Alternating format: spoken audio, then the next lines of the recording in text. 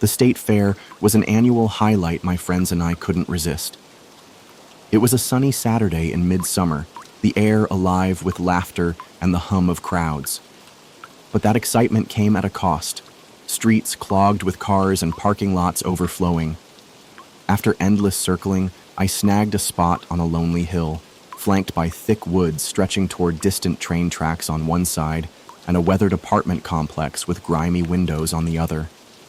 It was a 20-minute trek to the fair, but free parking was worth it. As I left the fairgrounds at dusk, the sky burned red with the setting sun, casting eerie shadows along the deserted road. Halfway up the hill, I spotted a woman standing near the apartments. She looked about 40, her gaze fixed on me with an odd blend of anxiety and relief. Was she locked out? Lost? "Excuse me, can you help me?" she called, pointing to a car parked near the woods. It was an unremarkable sedan, its windows tinted pitch black. "My car's acting strange. Could you check it?" I shook my head, admitting I knew little about engines, but she cut me off, her voice sharp with desperation. "Please, just a glance." I turned it off, but the inside's still scorching hot, and I don't understand why. Her words stopped me cold. Hot inside after being shut off. It made no sense. A shiver ran through me despite the lingering warmth of the day. I declined, suggesting a mechanic, but she grabbed my arm, gently, yet insistent. "Please, just a moment." Her tone quivered, but her eyes glinted with something unsettling. Against my better judgment, curiosity pulled me toward the car. The wind whispered through the trees, carrying a faint, ominous murmur. As I approached, the back door seemed to shift slightly. My stomach dropped. "I've got to go," I muttered, stepping back. She opened her mouth to argue, but then the car door flew open. Two men lunged out, their faces twisted with wild intent, rushing straight for me. I turned and ran, my pulse hammering in my ears. Their footsteps pounded behind me, relentless, but I was faster. Reaching my car, I fumbled with the keys, leapt inside, and peeled away. In the rearview mirror, I glimpsed one of them standing in the road, a dark silhouette swallowed by the fading light. I called the police, but they found nothing. That night, sleep eluded me. What trap had I narrowly escaped by refusing to step closer to that car? At 12 years old, I was ecstatic when my parents left town for the weekend, putting my 17-year-old sister in charge.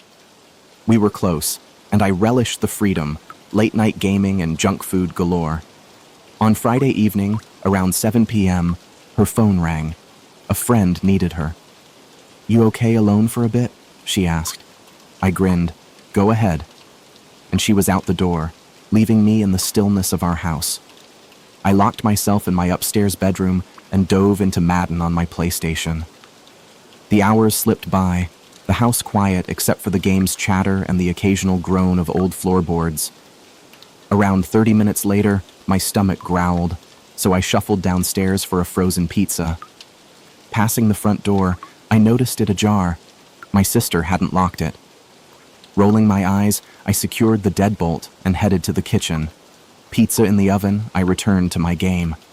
The night thickened, shadows pooling in the corners. Then, a faint click broke the silence, the front door opening and shutting.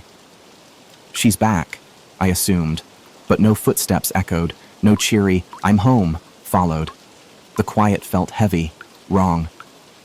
I muted the TV and tiptoed downstairs. At the foot of the stairs, my breath caught. The deadbolt was undone, the door swaying gently as if someone had just slipped through. I yanked it open, scanning the dark yard. Empty. Then headlights flashed into the driveway. My sister climbed out, frowning. "Why are you outside?" I stammered out the story, my voice shaking, her face drained of color. "I locked it when I left," she insisted. We bolted to her car and dialed the police. They searched but found no trace of an intruder. My parents rushed home the next morning, and we tried to move on. But I know the truth. While I played games and baked pizza, someone was inside. silent, watching. If my sister hadn't returned when she did, what might have happened in that suffocating darkness? I'm an early bird and love jogging at dawn when the world is hushed and still.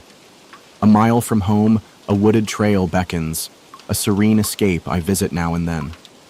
One morning at 5 a.m., the sky hung dark, the moon's faint glow barely piercing the canopy.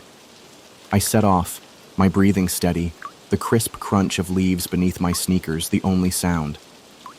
15 minutes in, a new rhythm emerged, heavy footsteps trailing mine. I glanced back. A man, about 10 feet behind, ragged and out of place. In his 50s, with wild hair and clothes unfit for running, he didn't belong here. My pulse quickened, but I reasoned he was just another jogger. I sped up, willing myself to stay calm, though the trail's end was still 10 minutes away. He kept pace, not gaining, not falling back. I slowed to test him. He mirrored me. A cold dread coiled in my chest, the weight of unseen eyes pressing down. His steps thudded like a metronome, counting down to something I couldn't name. When I finally broke free of the trees, I looked back. He'd vanished, swallowed by the shadows. Shaking it off as paranoia, I went home.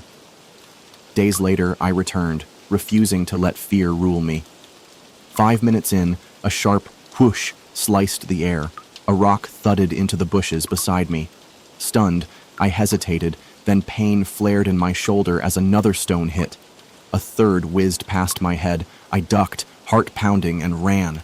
The barrage of rocks chased me, a violent hail from the unseen. I didn't stop until I was home, safe behind a locked door. It was him, I'm sure, waiting in the dark. I've abandoned that trail, but some nights I wake to the faint crunch of leaves outside my window, whispering of a threat that never left.